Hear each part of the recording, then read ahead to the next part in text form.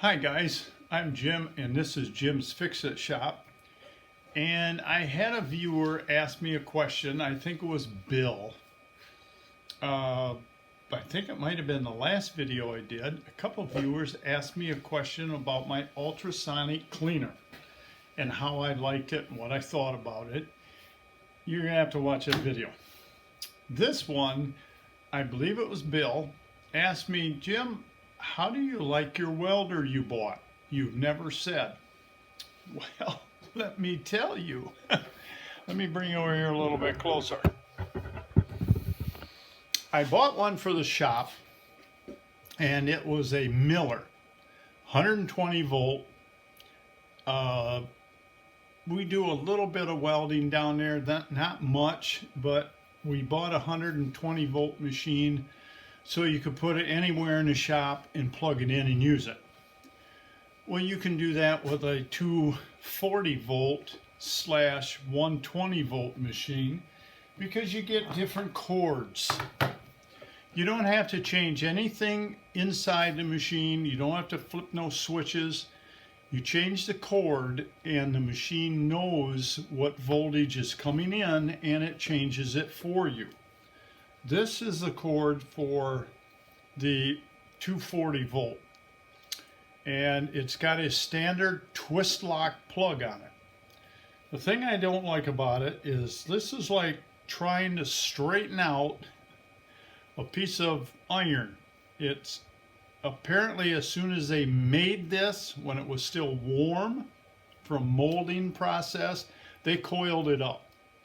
You can't, it's the best spring you'll ever buy. And the same with this one. This is for the 120 volt. I made my own. Plus, these are about 6 foot long and that's it. I made my own. This is a number 12 SJO cord. It has a standard Hubble twist lock plug, and this is a standard, what is this? I guess I've never used this 110 part. I thought it was 110, but it has a 220 plug on it. I'm gonna have to figure out what the deal is with that, because I got the 220 or 240 cord plugged into the unit, plugged into a 240 outlet in the wall, and apparently I put the wrong plug on this one because it won't go into a 120 outlet. Both these prongs should be straight up and down. I guess I'll have to check into that. Never used the 120 part of it. But this is the machine. I bought this metal cart, let me tip you down here, from, at the time it was Lake Welding. And when I bought it, all you get is this black metal part. And it was around $200. So it wasn't bad in price, but I added all the wood, all this brown, and the hole in the side, well, that's another story. And I also added drawers on the front. I have 3 drawers. One drawer goes all the way to the back, and they're self-closing. These drawers stop where that hole is. Now, when you buy these things, they come with a MIG gun, which is wire. Most people call it wire welding, some call it MIG welding. You get your ground lead, and these are all twist lock. You just stick them in and twist it, and that's all you have to do. You get a whip for stick welding. Now, with a MIG machine, why on earth would you want to stick weld something? The wire is so much nicer. You never have to put another stick in. But if you're trying to weld, say, down inside of something, you can't do it with your MIG gun. You got to get in there with a stick.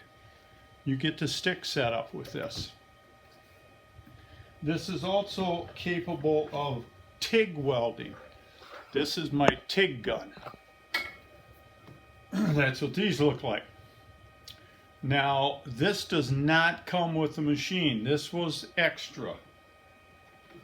And so was the foot pedal.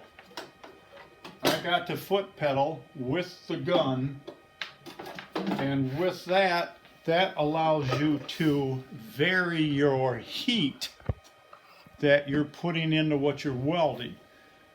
You can do it without the foot pedal, but then you have to vary the heat with these knobs. And it's just easier to use that foot pedal. Now, as far as mastering TIG welding, I am not there yet. MIG welding with the wire and this machine or a miller is pretty much foolproof. Not so much the miller as this Lincoln. This is a Lincoln 210 MP machine. We'll turn it on, and it is totally menu driven. I don't know if I can get you so you can see this. It's got two fans in there that keep the machine cool. You might be able to read it. Now, I messed this all up so I could go through it and set it. It tells me I'm on 230 volts. And you turn this button and you can go through your MIG welding. You can go in different gases. That's why there's so many settings for the MIG. There is a spool gun for doing aluminum. And let me bring you over here. I even broke down and bought a spool gun for doing aluminum. The wire comes right here. I have that in the gun already. You just plug it in and hook up the gas,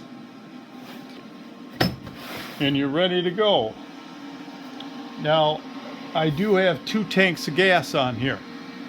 One is 75% argon, 25% CO2. That's what you need for your MIG gun. The other one is 100% argon, and you use that for your TIG gun and your spool welder for doing aluminum. Now, the wife finally sold all of her stuff. It's gone out of here, and I've been cleaning, and I threw away all my samples I had of aluminum welding and steel welding, TIG welding, stick welding. I've been trying to, as much time as I can squeeze, trying to learn how to use this thing. The only thing I don't like about the spool welder for aluminum is when it goes through your setups on here and tells you your settings. Let's try to set up the spool gun if I remember. You just push this button. Okay, it says you need 100% argon. That's what's in the small tank. And you have to plug in and turn on your spool gun. That plugs in down here where the MIG gun is hooked into. That will send current to the gun, and gas goes through this same tube on both of these. That's your shielding gas for welding.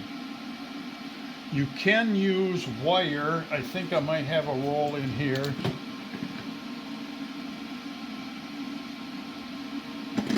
Here's a roll here. It came with a gun. This is a flux core wire. it has the flux inside very small hole going through the wire, and you don't need the shielding gas. Now, if you want a really clean looking weld, you use the flux core and your gas. If you got to weld something outside and it's windy, gas is not going to work. The wind's going to blow it away. You're going to get a terrible looking weld. That's when you use your flux core wire.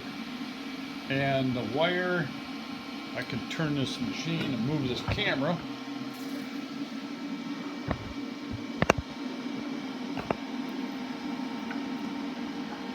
The wire is in here. Now, as long as I got this compartment open, there is a wire plugged in right here. That is the cord that goes to the foot pedal, so you can, it's loose, you can do TIG welding. The plug inside of here that this cord plugs into does not come with the machine. It does not come installed in the machine. That's another process all by itself. If you're good with taking things apart and working on them, it'll take you about a half hour to do this. If you have no clue, it does give you directions. You can YouTube it and watch people do it, but it is a little intimidating. The first time I tore this apart and got it in there, I didn't have any trouble. When I got the machine all put back together, I turned it on and no fans. I forgot to plug the harness back together for the two fans on the back when I reassembled it. So I had to take it all back apart and plug the fans in. But let's go back to the setup. This thing is really nice. You got to tell it what diameter of wire you're using in your gun. Apparently I got 35 in there because I haven't changed that. And then you got to tell it the thickness of material you're welding, and you can turn this. You can go all the way up to 3/16 of an inch thick as long as you're on 240 volts on your machine. If you plug it in somewheres where you only have access to 120 volts, you're not going to be able to get that thick. So let's say we're going to do 12 gauge. Now there's your settings that the factory thinks is the best option. But like I said, I don't like this setting for the wire speed that they have in there. It gives you a huge fillet. I usually turn the wire down, and you just turn this knob and you can see the wire speed going down. And when you get below what they think you should be using, it'll turn red. Now it's in the green. And the same with the voltage. You can play with that. You can turn it up, you can turn it down. Whatever is comfortable for the way you weld is how you want to set this. Now what I've been doing is when I finally find a setting for a certain thickness of materials, I write it down because I'm not going to remember next time I turn this thing on. I don't use it all the time. So to go into the MIG welding, you just back up, and I use this setting right down here, and you just push this knob. It shows you how to hook up your polarity, because you can do that differently when you stick weld. This is giving me positive voltage through the whip, they call this, into the gun. if I switch this from here, it's hard to see because it's under this wire. But again, it's just a twist lock. You can pull this out and put it in here. Then I get a negative charge to the gun.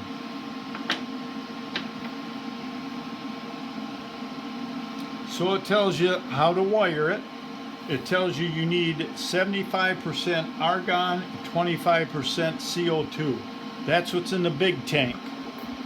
I've got it. You have to buy these now. It used to be you leased them. You give them $1 and you pay for the gas and you get the tanks. They're signed to you through a serial number on the tank. Well, it's pretty hard to keep track of that because when you go down to fill these, they don't fill them. They give you another tank. And then they take yours and send it somewhere to have it filled. I don't think at Lake Welding they fill argon on the property. They fill oxygen tanks for oxygen and acetylene. The acetylene tanks are not filled there. I guess that is a dangerous process, and it's only done in a couple places in Michigan. And one of them caught on fire a few years ago, and the only thing you can do is let it burn itself out. And they showed it on a video. They showed acetylene tanks, which probably weigh close to 100 pounds, flying 200 and 300 feet in the air and landing on the expressway right next to the plant. So they had to close down the expressway both directions and just let this thing burn.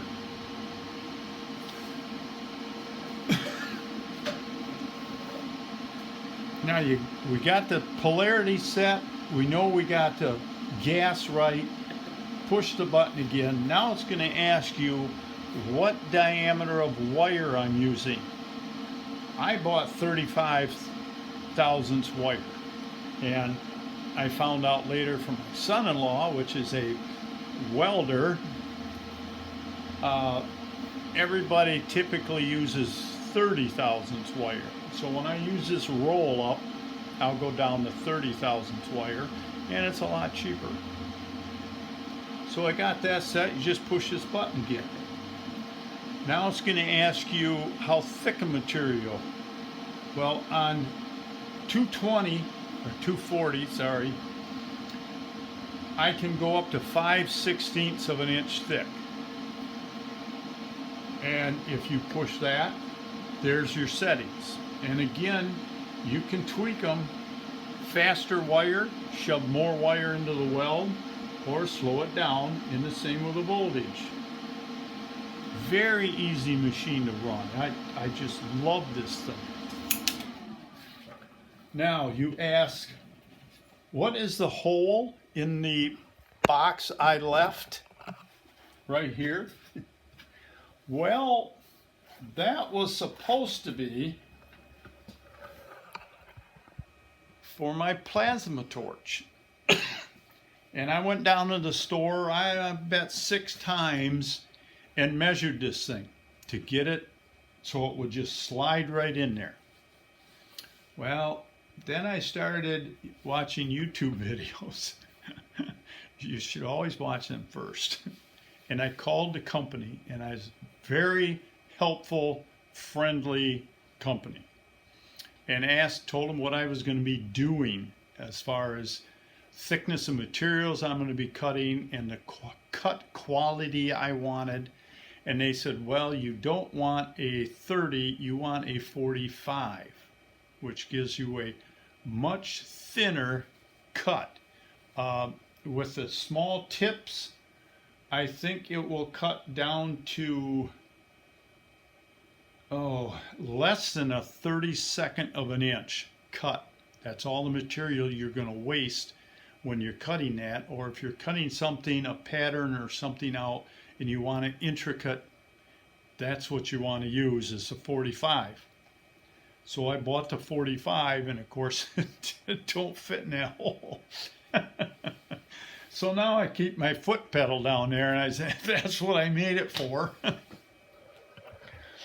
So that's the machine, and Bill, I absolutely love that thing. I would tell anybody to buy one of those. It's an awesome machine. Now, of course, you gotta darken this flash you're gonna be having. So I bought a auto darkening helmet.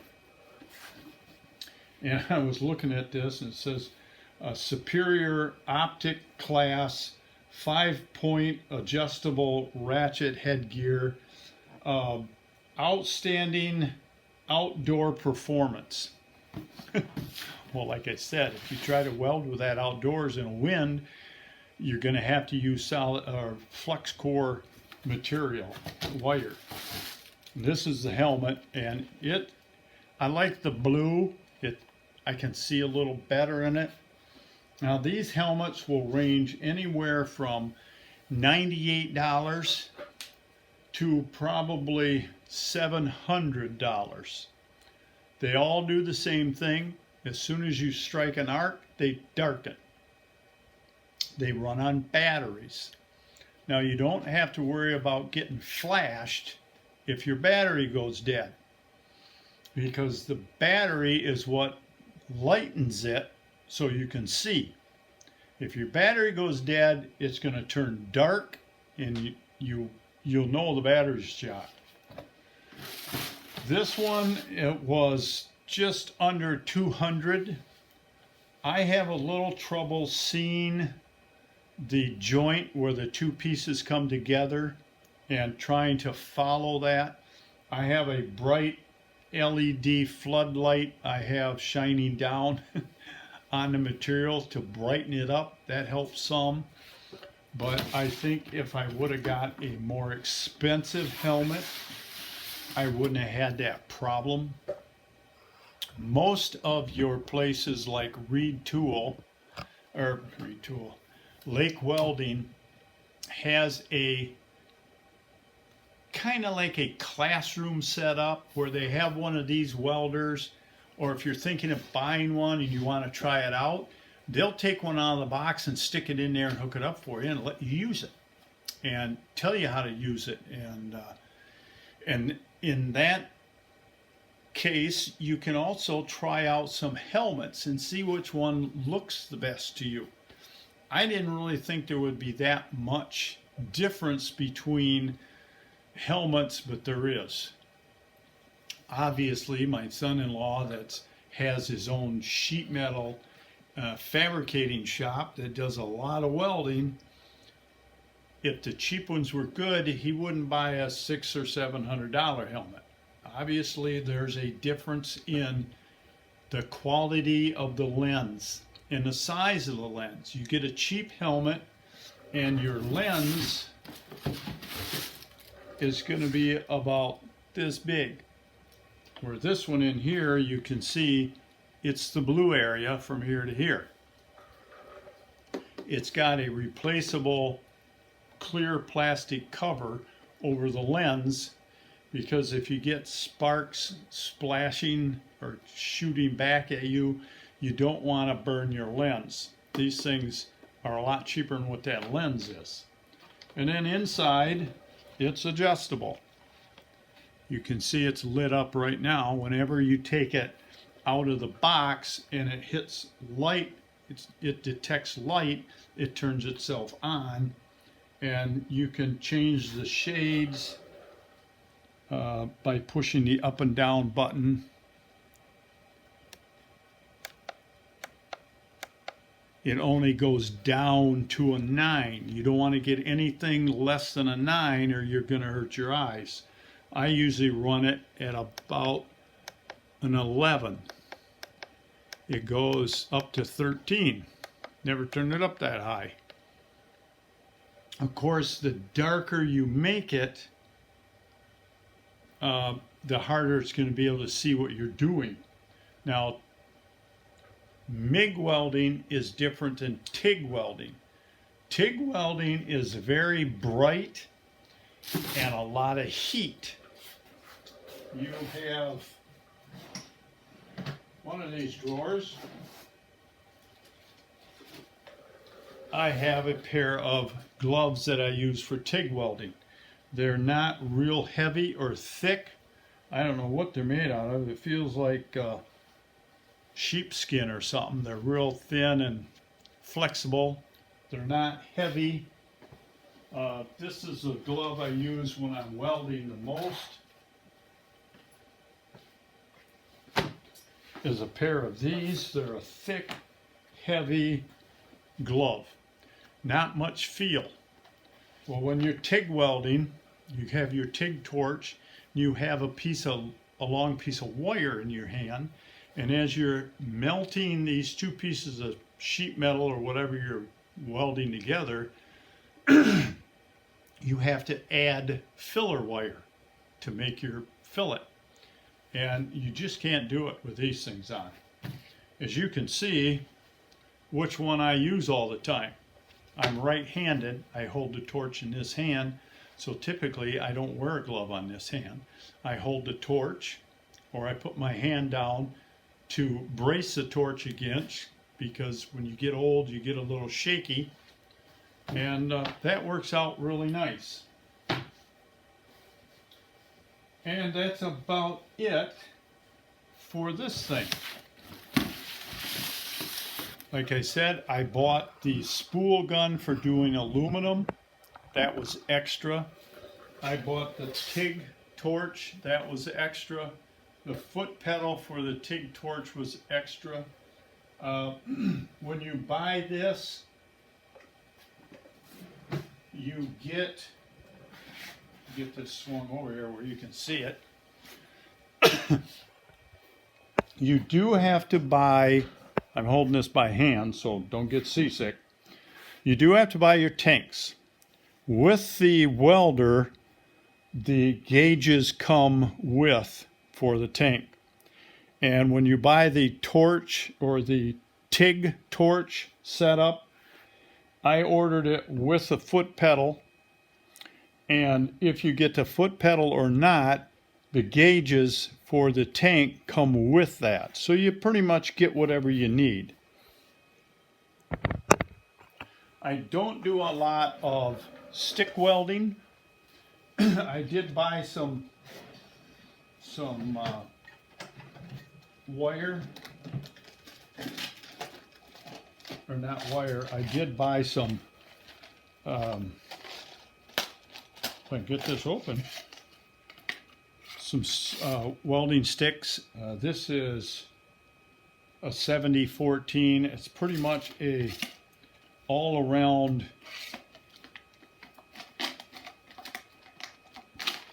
well, I'll put that back together later. That's pretty much an all-around stick for doing different welding jobs. It's inexpensive. It's something to buy and play with, so you get used to it. I don't use it a lot because it kind of smells, especially in here. If you were welding outside, that would work good because you don't need shielding gas with it. You just weld. A lot of guys that are building something heavy duty like a car hauling trailer, they will stick weld the whole thing. They don't use a wire unless they're just putting light pieces on it. But the heavy duty fabricating, I watched a guy building one. He stick welded the whole thing. Plus he was outside, so you don't have to buy and waste your gas. But basically, Bill, that's it. I would highly recommend either a Lincoln or the Miller. I like the Lincoln better because it's all menu driven. The Miller I have at work, it has a setting on here, has two knobs. One is for your wire speed, and the other one is for your current. In your current, I usually crank it all the way around to 30 thousandths wire, and then you can play with the wire speed to get what you want as you're welding. It has tips in the gun that have to be changed every once in a while. This is the tip that's in the end of the gun for the wire, and the wire goes through that tip, and that is what applies the current to the wire as it's coming out. And these, they don't last forever. I asked one guy, and he was telling me a production welding shop will change a tip every 8 hours, because as the wire passes through it, it makes that hole a little bigger, and then it doesn't get good contact for the current going in to melt the wire and whatever you're welding to get them to join good. But that's it. I think I would recommend this Lincoln over top of a Miller, just because of the screen and the ease, I guess, of setting this thing up. It's awesome to work with. I really enjoy it. I just wish I had more time to play with it and really learn how to use it, especially the TIG gun. I'm not that great with that. But I did get the pieces to stick together, and you couldn't bend them and break them apart. So hey, I guess I'm not that bad. But that's it. Please subscribe. If you have any comments or questions, put them in a little box below, or send me an email. And Bill, I hope this helped you out and answered your questions. And thanks for asking about my welder. And until next time, work safe, have fun, and hey, weld something. We'll talk to you soon. So long.